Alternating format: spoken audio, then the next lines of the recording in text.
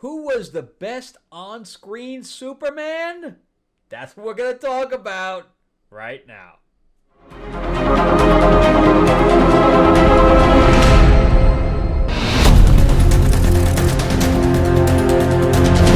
Welcome back to the channel, everyone. Thank you so much for spending time with me as we rant about movies, comic books, and television shows, as well as the occasional board game. I'm your host, Frank Zanka, an award-winning screenwriter, novelist, and comic book writer, as well as a filmmaker. And yeah, we're going to jump into this list that I created of who is the best Superman. And for on-screen, we're going to start from 1952. I know that there were previous Supermans to that era, but we're going to start at 1952. And we're going to talk about TV and film. So we're going to do both. But I'm going to do this a little bit differently than some other people online are doing. And what I'm going to do is I'm going to rate it, because I'm not going to take into account any of the writing, okay? Because I know that the writing for some of these movies is very poor, at least in my opinion. And I don't want to base that on that, so I'm going to base it on more of the acting and the look. So if they were given a good script, would they be a good Superman? That's how I'm basing this ranking, and for that I'm going to have 8 of them. I'm going to have 8 different actors playing Superman, and what I'm going to base it on is, were they Superman? Okay, when they stood there, did they come across as Superman? And the second part is Clark. Were they able to pull a Clark Kent out of their performance? And the last part is the suit. How did they look like in the suit? How did the suit look on them? Things to that effect. Okay, so then I'm going to average those things together, and I'm going to come up with a number, and that's how I did the ranking. Okay, so my first one, it's not very fair to the actor, but that's why he's on the bottom of the list. We're going to get to it right now with number 8. So number 8 is Tom Welling. So Tom Welling got shortchanged here because of the last piece, but let's jump into him being Superman. So his Superman for me is out of 10 would be a 7. Him being Clark, he really didn't get to be Clark, right? Because he's only Superman basically throughout. He never really did the whole changing into Superman from Clark Kent. He was always just Superman. Or, Clark before he had to put on the airs. So as far as Clark's concerned, he's going to get a 3. And then as far as the suit, he was never in the suit. So technically that gives him a 0. So his average was 3.33, and that's why he's at the bottom of the list. However, if he was able to get to be out of Smallville, and he was able to get those things again, I don't know what kind of suit they would have given him, but I think his Clark Kent would have gone up. But I think he definitely embodies Superman, especially at that time. I think he would have done a good job. Unfortunately, he never really got that shot, so he's at the bottom of the list. Okay, number 7. So that is Brandon Routh. So Brandon Routh, he had the voice, I would say, very close to Christopher Reeve. But his performance as Superman, I thought, was extremely average. I didn't think, even his body style, everything like that, nothing really turned out Supermanish to me. So for me, he was very average on a Superman level. So out of 10, I gave him a 5. For Clark Kent, I think he overplayed the Clark Kent side, and I don't think it ever came off naturally. And for that, I'm going to give it a 5 also. And his suit was not really that great. He had a very small S and that kind of thing. And it had some of the red wasn't really red in it. And him in the suit, again, was average. So he's going to get 5s across the board. Superman 5, Clark 5, Suit 5, average of 5. And that puts him at a very average Superman. And I think kind of everybody agrees with that. Nothing really stood out. He wasn't bad, and he wasn't good. He was just kind of middle of the road. All right, so next we have Dean Cain. Dean Cain in Lois and Clark. Television show lasted a very long period of time. And for Superman, Dean Cain, for me, really never came off as Superman. I have worked with Dean Cain before. He's a really nice guy. So nothing about him personally. But for Superman-wise, he never really came off as Superman for me. And I'm going to give him a 4, a little bit below average on the Superman side. However, on the Clark side, I think he did a good job as Clark. I gave him a 7 there. And the suit was a little bit weird. He had a very weird blue to it and things to that effect. So I'm going to give that a 5 on an average side. Not bad, not good. It's just kind of in the middle. It was something off about that as well. So he averaged out at 5.33, which left him at number 6. Now we go into a number 5, but before we get into number 5, I do want to remind everybody that I'm a writer myself, and if you'd like to check out anything that I've written, you can go to Amazon.com and just type my name in, or you can go to the link in the description below. You'll check out my 4-novel quadrilogy sci-fi series called Destiny Aurora. It's also been made into a graphic novel and a RPG. It's also on Audible, and it's on Kindle. All my books are on Kindle, including my fantasy novel, Tales of Ravenor, the Iron Witch. So if you like dragons and things like that, you'll definitely like that one. And last, we have my new comic that's being released called Fairy Tales of Terror. It is currently on Kickstarter. We are just in pre-launch mode. I'm waiting for the video to be completed and things like that. So I'm just in pre-launch, so you can just follow it. So you can just click and follow it.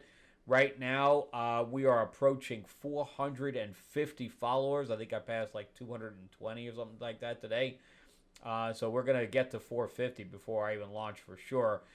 Go to the QR code here or click the link in the description below. And I have Cinderella in there killing people in New York City. We have Captain Hook with this huge hook killing people in New York City. And I even gave him a fire fairy. And then I have they're being hunted by Tiger Lily from Neverland to stop them from their carnage as they approach their ultimate goal. And I won't tell you what that is. You're going to have to read it. Anyway, definitely check that out. Again, click the link description below or the QR code is here. All right, so let's jump back into a number 5. Who is number 5? And that is David Cornswet. So for David Cornswet, for being Superman, I gave him an 8. But Clark Kent we didn't get to see him but for a couple of times, couple of scenes in the movie. And I gave him a 4 there. I was not a fan of the suit at all, especially not the S, and it didn't really form fit him. So again, I didn't really like any of the wardrobe in the movie at all. So 8, 4, and 5 averaged out to 5.67. So I took off points for him being Superman because he was always losing control, right? He was always yelling and stuff like that, which is not really Superman to me. All right, so let's go into number 4. Who is the 4th Superman? And that is Henry Cavill. So he got all the way to 4 for me, and anybody who knows me knows that I absolutely hate Man of Steel. I hate it with a passion. Again, we're not talking about the writing for these actors, because if there was the writing side, I hate Man of Steel. And the reason I hate it is because Snyder does not know how to write characters that are pure of heart. He does not know how to write people that don't kill, and he immediately tries to stick Superman into his idea of what a killer superhero is, and it doesn't work for Superman. And that's why, and I do like the stuff on Krypton and stuff like that, but as far as after that, the movie just kind of ended for me. So, but that's the movie side. However, on the Henry Cavill side, him standing there being Superman, for me, that's a 9. He actually had the look of Superman. I think that if Zack Snyder was not in his own way and he was actually knew how to write a Superman, I think that Henry Cavill could make a really good Superman. And his Clark Kent is not good. I don't think he was able to pull any of that bumbling stuff out or anything to that effect. So for me, he's got a 4 there.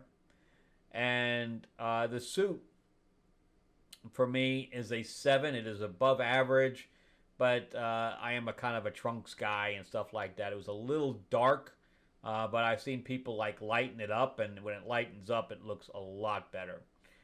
So with a 9, a 4, and a 7, that averages out to 6.67. All right.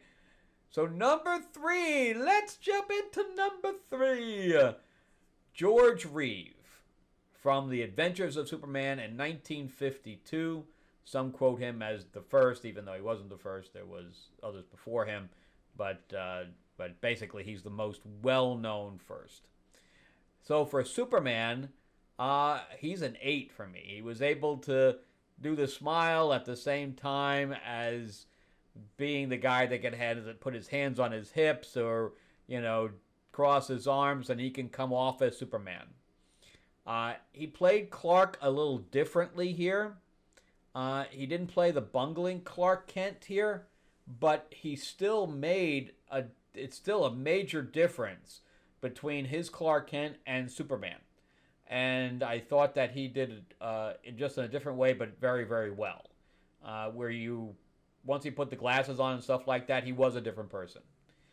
And I'm going to give him a 7 for Clark. And then his suit also being a 7. Again, it was probably one of the first ones, but I still think a really good one. I don't know if he had the physical physique for it. I think that if he bulked up a little bit more, he would have been even better in it. But for an 8, a 7, and a 7, he's going to get an average grade of 7.33. Okay? All right, now we're down to the final two. The final two. Everybody knows what number 1 is. So who is number 2? And that is Tyler Hoechlin from Superman and Lois or Superman, or however you say Superman and Lois. And I really like Tyler Hoechlin. I think that the show was very good, and I thought that he did. I was worried about him initially because even in the Supergirl TV show, he didn't come off well. But I thought that the revisions they did when he had his own show were very good. So for Superman, I think he's an 8. I think he did an amazing job as Superman. And then even as Clark Kent, he was able to, again, he kind of did what George Reeve did and just kind of changed his personality a little bit, where he wasn't the bungling guy, but did something a little bit different. And I'm going to give him an 8. And I kind of like his suit. So I'm going to give his suit a 7. So again, nothing great. I don't really have any of these suits up to this point are great. So that gives a total of 7.67, just slightly over George Reeve. And then we go to number 1, and everybody knows what number 1 is. Now going back to Tyler Hoechlin, you watch that scene with the submarine, and you tell me he's not Superman. That was an amazing, amazing scene. So because I'm also kind of basing this off when they do use their superpowers and things like that. And I think that Tyler Hoechlin does a really good job. All right, so number 1, no shock to anyone, Christopher Reeve. Christopher Reeve will probably always be the go-to guy for Superman. He did everything extremely well to the point where he is the benchmark. So for me, his Superman is a 10. Whenever I think of Superman, I think of him. Clark Kent, he basically built that version of Clark Kent, and I thought it really worked for him. And then the suit is pinnacle. I don't know why everybody wants to change the suit or change the S or whatever else, which for me that brought down Cornswets because I hated the S on that too. But this is as close to the comic accurate as you can get. And I'm going to give that a 10 too. So Christopher Reeve, 10 across the board. All right. Well, let me know if you agree, disagree, if you would give people different marks based on Superman, Clark, and the suit that they wore. And if you would move some of these guys around. All right. Thank you very much for watching, guys. I greatly appreciate it. Remember, too, to check out everything on Amazon. Again, just type my name in the link in the description below. Remember to give me that like, give me that thumbs up if you can. If you can subscribe, please do. Ring that bell, ding, ding. Share this video out there. And remember, too, to jump into Fairy Tales of Terror. Go to the QR code here or the link in the description below. And definitely sign up so that you'll be notified about when we launch. And you'll be able to take advantage of all our early bird specials and things like that. Anyway, thanks for watching, guys. And I will see you guys in the next one.